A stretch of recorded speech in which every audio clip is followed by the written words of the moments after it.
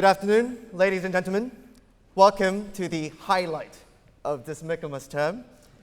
I'm not saying this event is the highlight because I'm Korean or because I'm Psy's neighbor in Gangnam and went to the same high school as him. He did for a while. Ladies and gentlemen, Psy's Gangnam Style is the most liked and the second most watched video in YouTube with over 665 million views at the moment. No one is an exception to this worldwide Gangnam Style phenomenon. The re-elected US President, Barack Obama, the British Prime Minister David Cameron, London Mayor Boris Johnson, Chinese dissident Ai Weiwei, and UN Secretary General Ban Ki-moon all have mastered the art of Gangnam Style horse riding dance.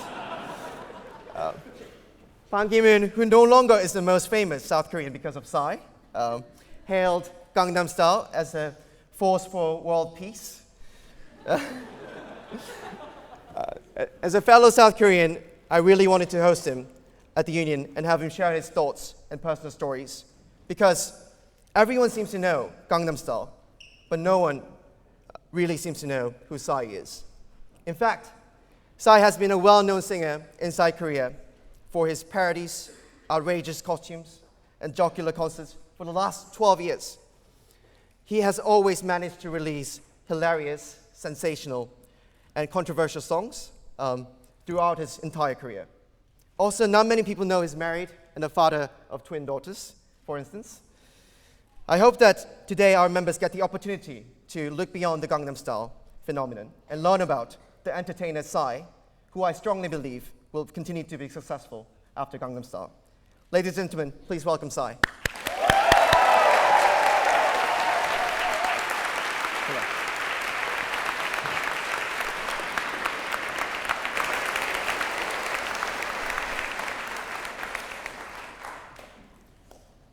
Wow, it's Oxford.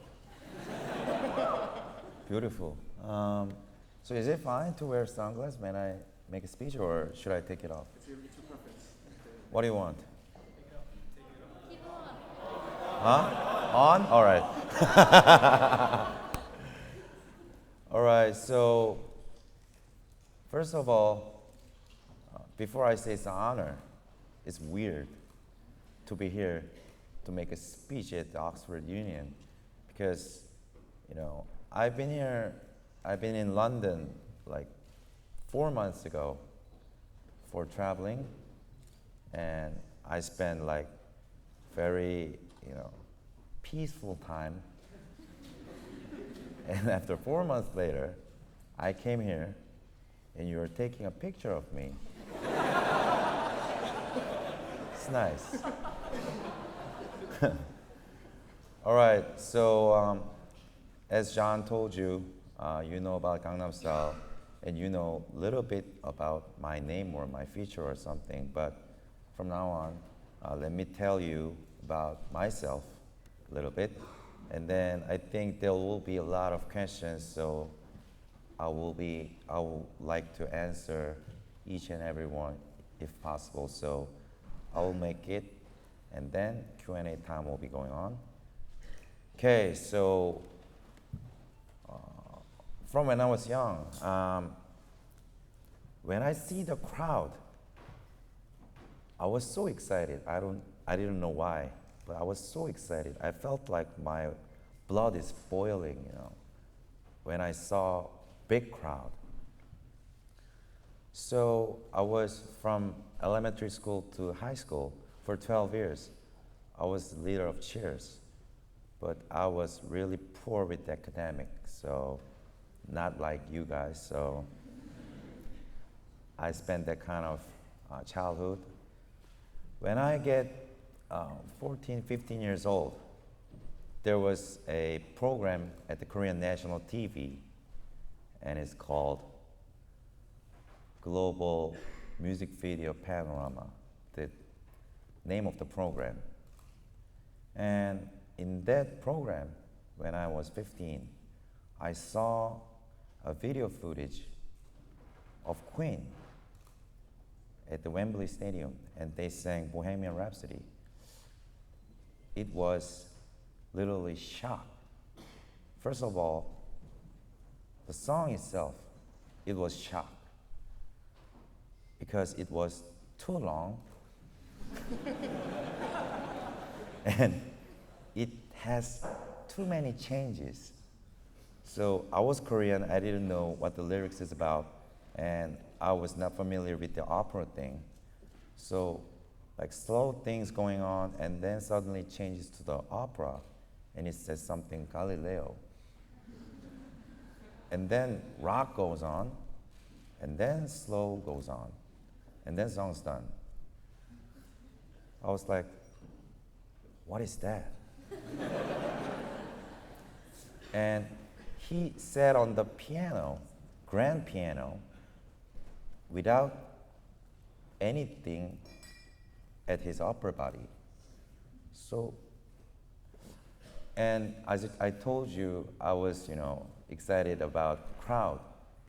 And that video footage, it was like humongous crowd there. And they are literally obeying to Freddie Mercury. So I was like, wow. Music-wise and scene-wise, attitude-wise, everything was so shocked.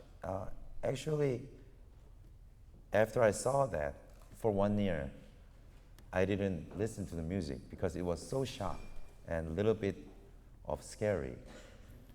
So after 1 year, I kind of, looked for their music, and until now, I'm a very huge fan of theirs.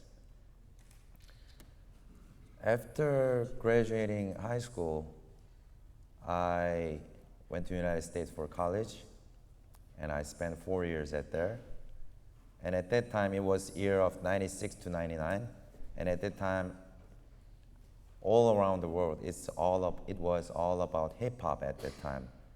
So I got fully influenced with the hip hop.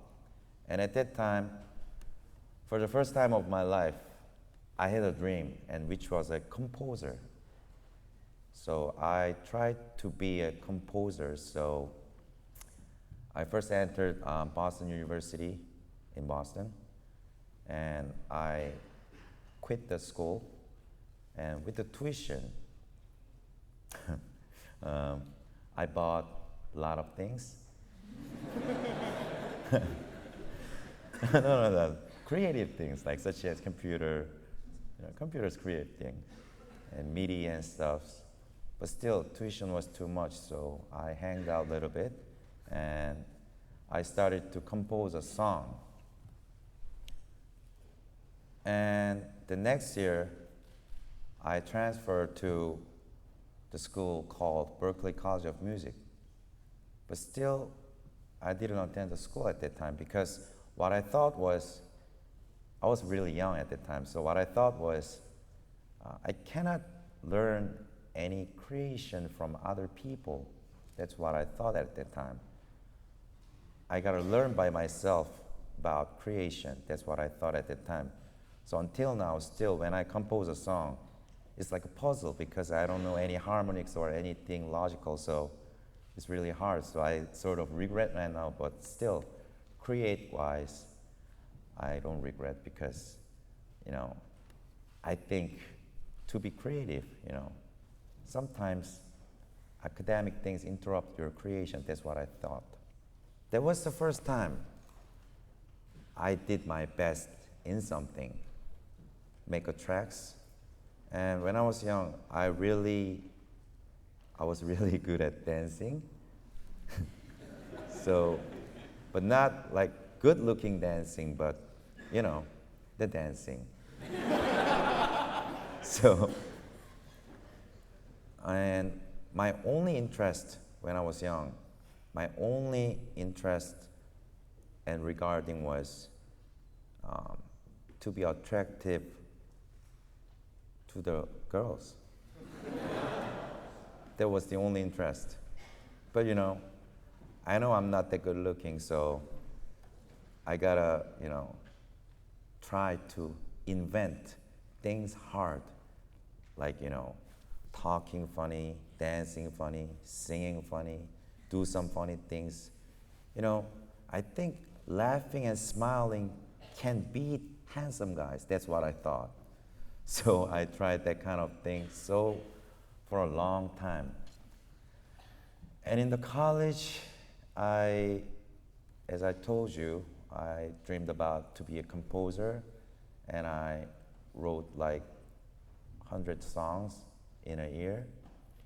In that period, I was like never step outside for a year, like only 2-3 times, just for fuel, gas or something. So really focused on making a tracks at that time. And it was just for my interest, and so it was just for me, because I want some beats so that me and my friend can dance by myself. That was the first interest. And to listen that, and make the songs. And on the vacation, I went back to Korea and I made a demo CD with the 50 tracks in it. And I visited like 50 entertainment companies, and I passed it. And my name is Jae-sang Park, and I'm Park, and this is my demo CD. I'm a new composer.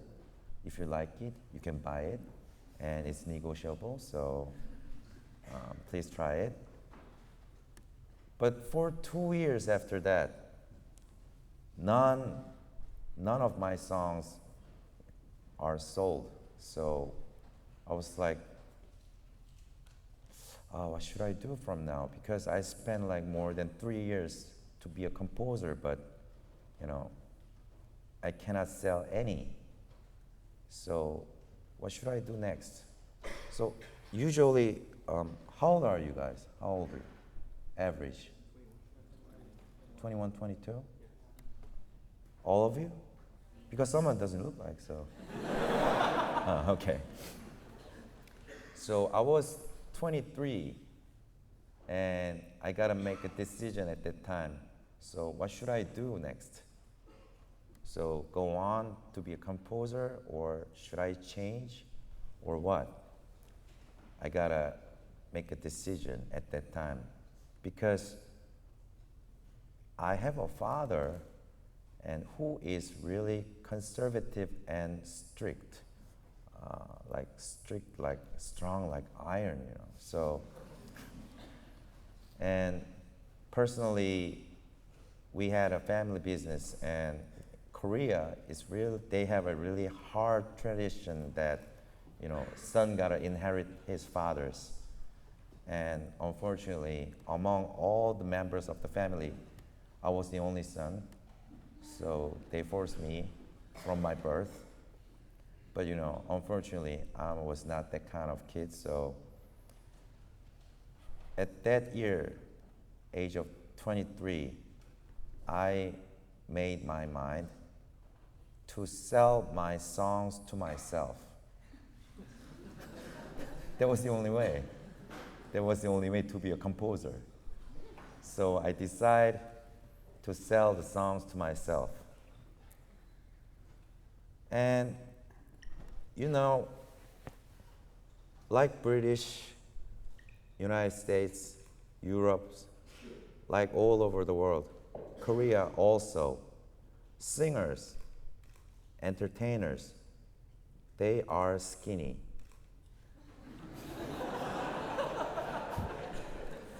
And they look good, handsome, and even they are guys, but they are pretty. Most of them.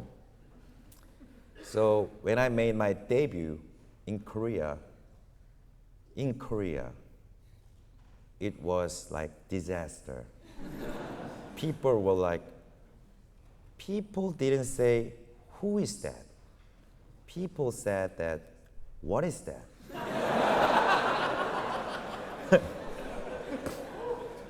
So there was very common comments when I made my debut, and it was year of 2000.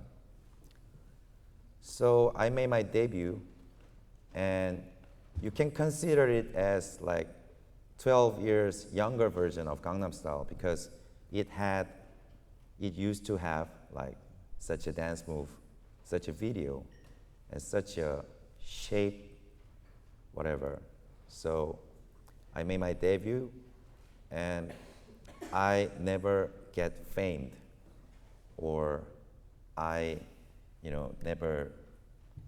So it was totally failure when I made my debut. For more than 6 months, it was failure. So I decided, I gotta think from that point, what should I do next? So I sold my songs to myself, and it seems like it doesn't work.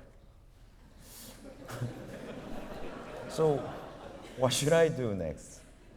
So quit and then to be a composer one more time, or quit the whole thing and go back to, like business school or something? It was like really confusion, and it was like really confusing period.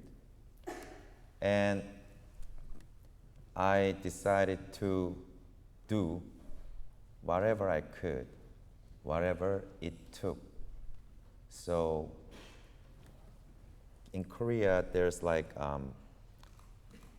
national TV building, and there's like some certain floor that all the producers and directors are, it's their office. It was their office. It was some certain floor of the building, and they were all at the work. And I just went there, and there was like long hallway, and I started to dance at the office. And I yelled, "Look at me." But it was really funny, hilarious situation, but I don't know why, but they got frightened. Like they literally called security and get that guy out of here. And I was like, hey, see my dance. Like I literally danced everything. And one of the producers saw me and, wow, what is the move? Wow, I've never seen that kind of move. What is that? Can you do it one more time? And I did it. And he said, oh, can you be on my show? So that was my first appearance at the national TV in Korea. So I made my first national TV appearance like that. And I was on TV, and like a lot of viewers saw the dance. And at that time, I wear like same kind of things like I wear today. But I have like kind of fat arms, so the shirt inside was with the no arms, so that if I wear the jacket, if I can feel comfortable dancing. So, and stylist didn't think that I took off my jacket. So for the convenient purpose, my shirt didn't have arms inside.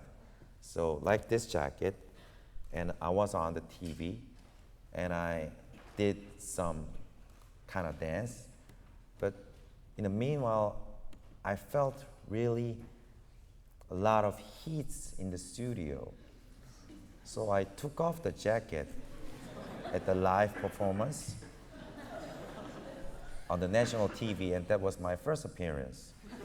I didn't do it on purpose. I was so hot. So I took off the jacket, and they saw white classy shirt without arm. Without arm, and they saw my skin of arms, and that was their first time. Korea's really strict country, so that was the first time arms coming in at the TV. But worst thing was, they saw the arms, without muscle. So that was my first appearance. But it worked. It worked. So,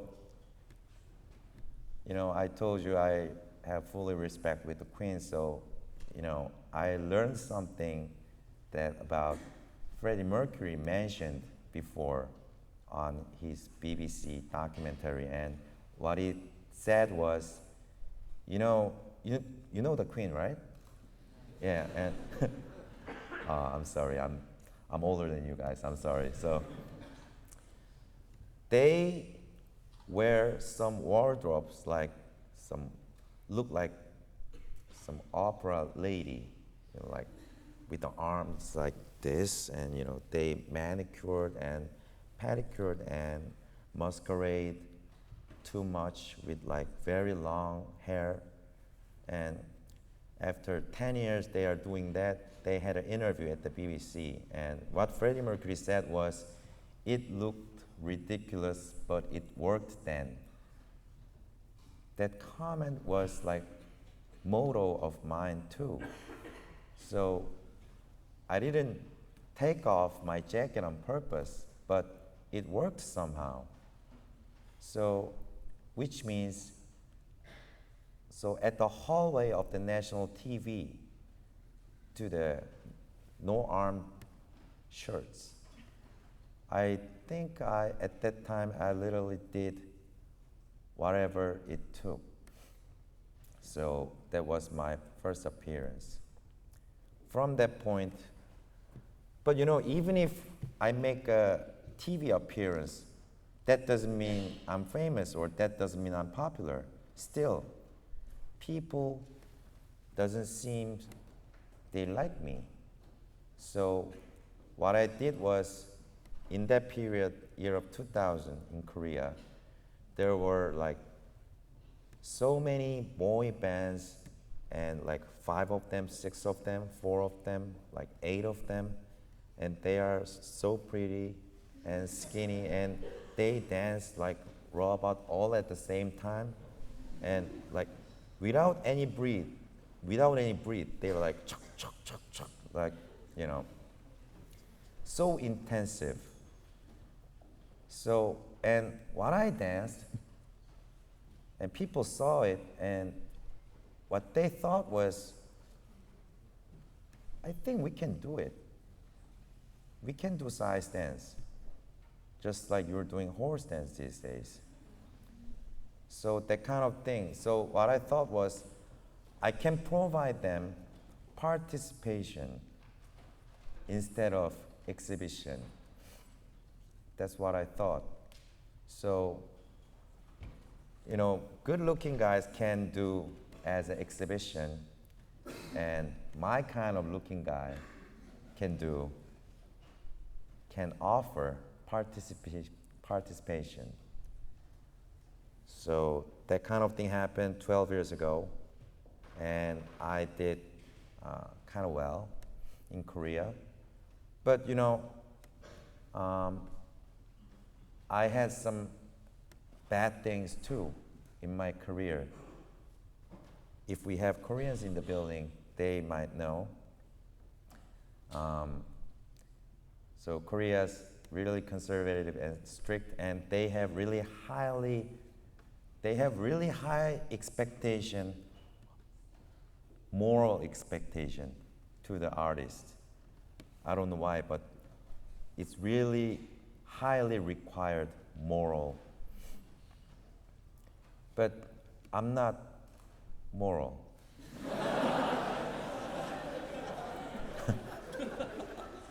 So I think that's not an artist. It's like politician or something. They gotta be moral, but artists, we are just, I think artists on the stage,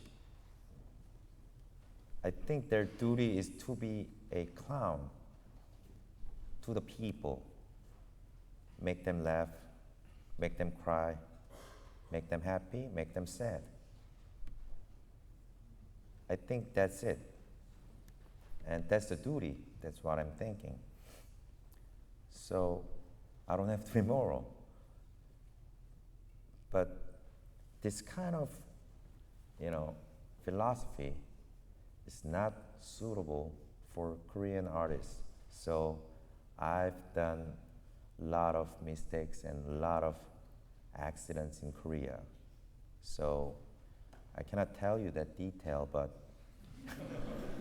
it was really terrible. And in Korea, if they are related in some bad occasions or bad accident or bad behavior, bad attitude, if they made some mistake, it's really hard to get over it. But I don't know why, but fortunately, people in Korea don't have that much expectation about size moral. So I got forgiven like 2-3 times, and then I made like 5 albums in last 10 years. So, and it was 2011 that I thought about my 6th album. So after 10 years, I became like, in Korea, I was not that hot icon, but I was really one of the biggest concert guy. So you can think it as like, for example, what is it? Maybe Rob Williams or something? Yeah, I think. So my concert was really huge in Korea, one of the biggest. But I was not that like hot like One Direction or something. So last year, what I thought was, I gotta make this 6th album. I gotta go back to the first place when I debuted with funny move, funny song, funny dance, so that people can laugh. Because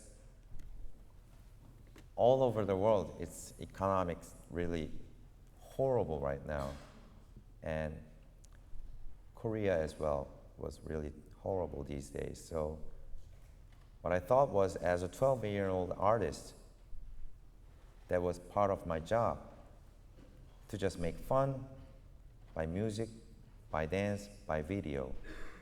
So I try to make a song. Honestly, I tried my best to be as ridiculous as possible. And finally, I got the song, and it's a song called Gangnam Style. So it was single of my 6th album. When I found out the song, and you saw the dance move, it's called horse riding dance. And last 12 years, I used to have, so this was my 6th album, and which means I used to have 5 more dance moves before in Korea. And they were really famous. So for me to make another dance move is really heavy pressure. So me and my choreographers in Korea, we spent like more than 30 nights to make the horse dance. It's kind of funny, but still, we were so serious to make that dance. So we tried everything in that 30 nights. We tried not just horse. We tried literally every creature. We tried horse, monkey, kangaroo, snake, falling leaves, sun and moon, everything. Kangaroo's kind of nice, we hopped. It was kind of nice, but it doesn't, that energetic, so we moved on. And we found a horse, so I released the song and video on 2012, July 15th. And I uploaded this music video on the YouTube just for Korean users. Some Koreans use the YouTube too, so I uploaded for them. And after 10, 15 days later of uploading, I am really a huge fan of Robbie Williams, but I don't know why, but Robbie Williams uploaded my video at his blog, and he said something, I cannot remember the details, but he said to his fans, like, when you get tired or something, watch this. So, in that kind of things like happen again and again and again. So, a lot of pop stars, a lot of celebrities all over the world, they started tweet my video on their Twitters. Each and every celebrity has huge followers, and the followers came to the video, and they started make a discussion about what is this guy. So what I heard from people at my company is someday, like it was July 20 something, after 10 several days after releasing, people at my company told me that I think something's going on. And what is going on? So at the YouTube comments, there's like some other languages. So what do you mean other languages? There are not just Korean languages, there are like English but you know, Korean can use English too, so. And there's some Korean Americans a lot, so English, but you know, when I came into the comments and I saw like literally like 6, 7 countries' language I cannot even read. There was French, and there was South American, and there was like a lot of languages on comments. And Asian languages, they have a fighting about my nationality. Is he Korean, Chinese, Japanese? So I was like, honestly, what I said was at that time, WTF. You know? What is going on here? What is going on here? And they started make a report about me, such as CNN, such as BBC, such as, you know. So I was like, what's going on, what's going on? And after that, I got phone call, and fortunately, I spent my college life in the United States, so I could speak a little bit English. And someone called me, and he said, hey, are you Psy? And this was real-time phone call, and I was, yes, who are you? And he said, my name is Scooter Braun, and I'm Justin Bieber's manager. I thought he got the wrong number, or some sort of spam call, you know. So really, why? I don't know why Justin Bieber's manager gave me a phone call.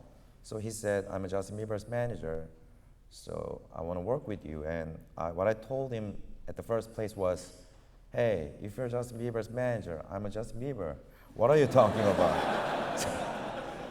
So that was our first conversation. And so I asked him, prove yourself. If you are Justin Bieber's manager, prove yourself. So he sent me some pictures on email with Bieber. So with that proofs, I called him. First of all, I apologize. And then he invited me to Los Angeles, so I fly to Los Angeles. And at that plane, it takes 10 hours from Korea to Los Angeles. In that 10 hours, I thought too much. I thought a lot of things. Why I'm here, why I'm flying, why Bieber's manager called me, why I'm going there, and what should I do next? Like 13, 14 years ago, failure composer, what should I do next? And I thought about there was like a lot of challenges, a lot of Asian challenges to the Western music market. There was a lot of challenges before. And it was not easy. It didn't seem that easy. So I thought about the reason why we cannot enjoy with them, why we cannot use our music with them, why not? And what I thought was, maybe. So a lot of Asians knock the door to the Western music market. They are really trying to pretend they are from West. But we are not from West. I'm from East. I'm from Korea. And what I thought was, all right, I'm not an American, I'm not a British, so I'm not gonna pretend like that. I'm gonna be a Korean. So the first thing I decided was I'm not gonna change the lyrics. That was my first decision. Because if I use English, you can understand, but I think it's not that interesting. Because you already have too many fabulous artists who's using English, and they speak better than I am. But if I speak Korean,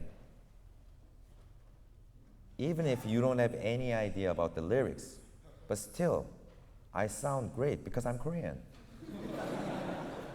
And if I speak Korean, I can be the best at the West.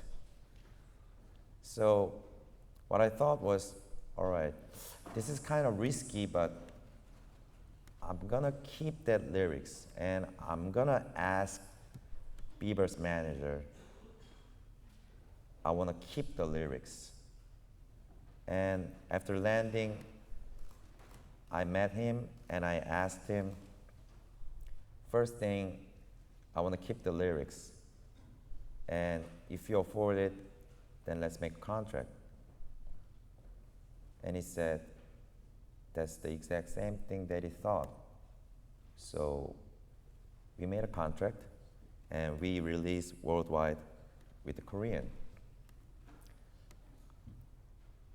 That's not because I love Korea, but because I gotta do what I can do.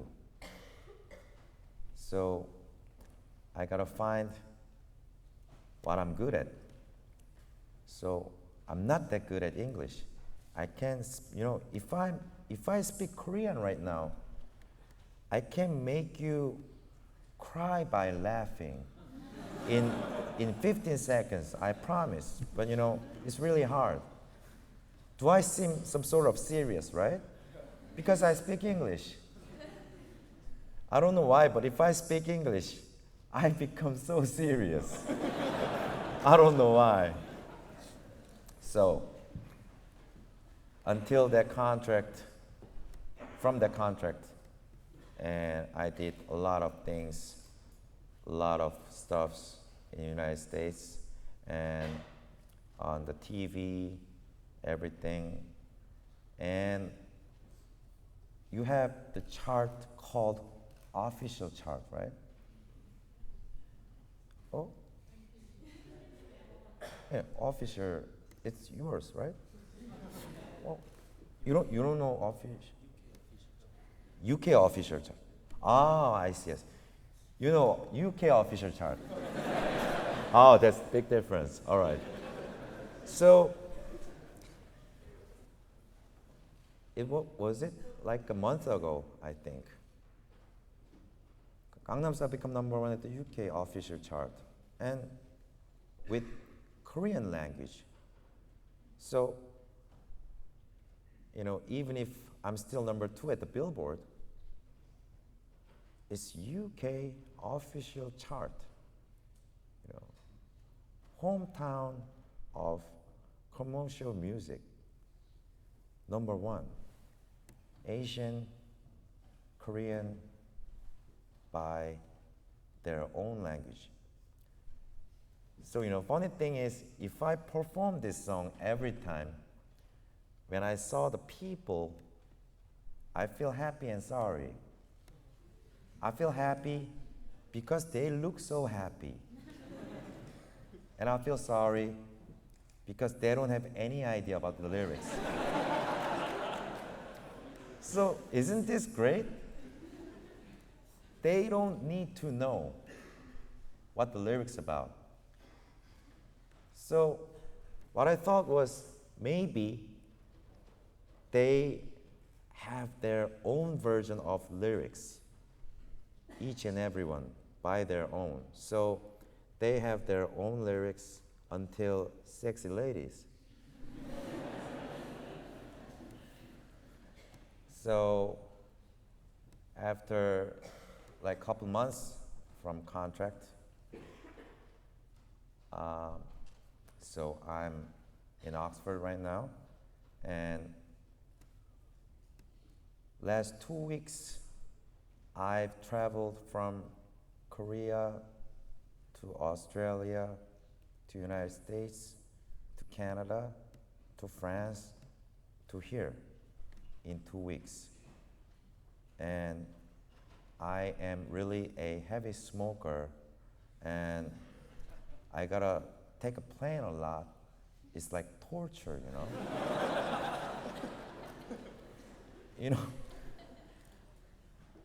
I'm kind of a famous guy, so I cannot try to smoke at the restroom or something. So it's like torture because it takes like 10 hours, 15, 10, 15. So, and like jet lag. And so honestly, I don't know what date is it today. But still, I'm standing at the Oxford Union, and you guys are listening to me. So let me say, shit happens, right?